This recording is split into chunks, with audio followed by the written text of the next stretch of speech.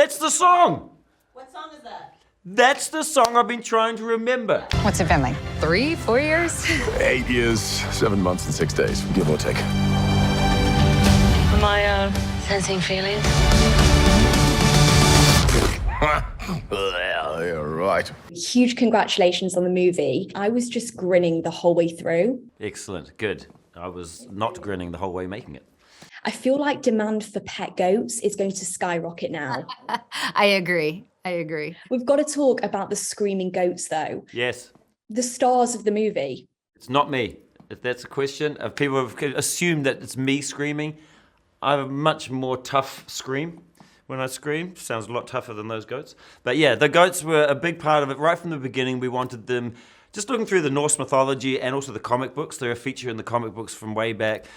And I looked through the comics, so like anything that seems weird or just crazy or like, that you couldn't really make up, like, was like, yeah, just put them in the movie. Giant horse-sized goats dragging a Viking ship through space. Let's do it. And but the scream and stuff, that was an idea that came later on, and they're a big favorite of mine.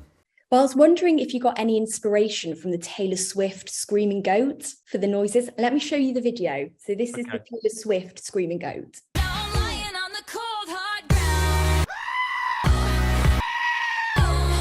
That's the song! What song is that? That's the song I've been trying to remember. What's the song? It's a Taylor Swift song with some screaming goats. What is it? I don't It's know. called Trouble. Trouble. See, I've been telling everyone, I was like, we heard some screams of something on a song, and from one of the promo people in at Marvel, and we were like, I didn't even know it was goats, because they had put these screaming things on over a picture of one of the goats, and we were like, that's great, let's make these screaming goats. That's awesome to know. Now I can reference it. Well, we need a collab now with your screaming goats and the Taylor Swift screaming goats. But yeah, we do. Oh, I'd love to do that.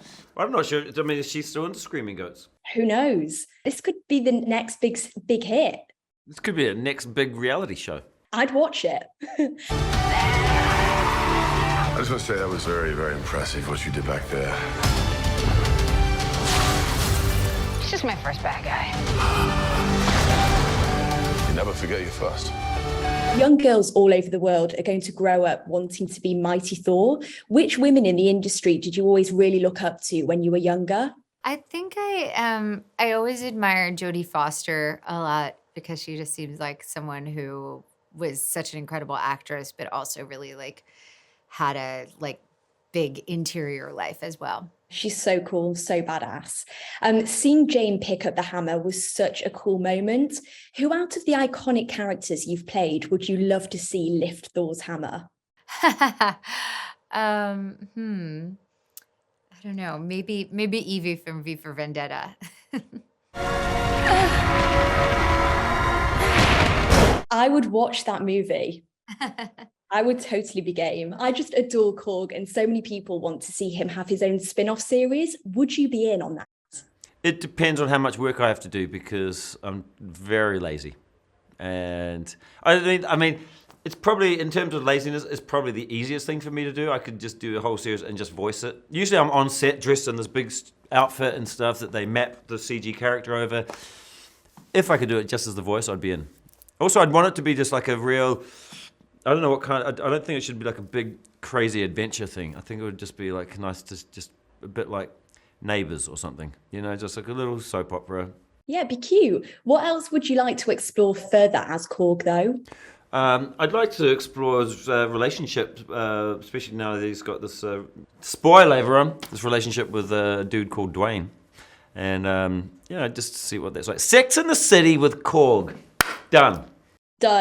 I hope I'm going to get a producer credit on this. Whatever you want. You also We've got you also a new busted hit. me on the Screaming Goats, which is I've been trying to remember what the hell that song was. So many people, including myself, would love to see Jane have her own spin-off series. Is there anything you'd love to explore further with Jane? Of course, I think she's such an incredible character, and I'd be thrilled to. But I don't have anything to announce or anything. There's no plans in place for that.